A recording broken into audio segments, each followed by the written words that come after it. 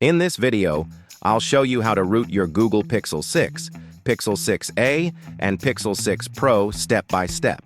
This method is straightforward and works with the latest Android versions as long as you follow everything carefully. We'll cover unlocking the bootloader, patching the boot image, and flashing it correctly to gain root access. Make sure you watch the full video and don't skip any steps to avoid errors. Let's get started.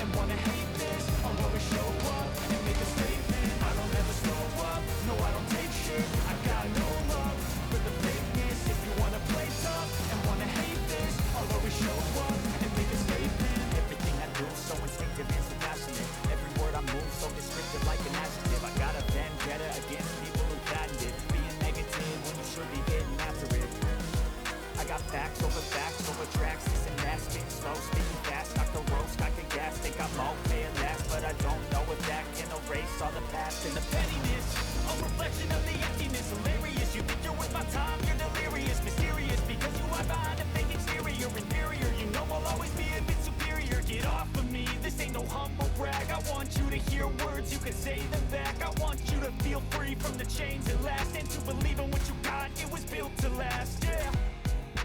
Now that I've been put through hell, I never got anyone's help. I had to do it all myself.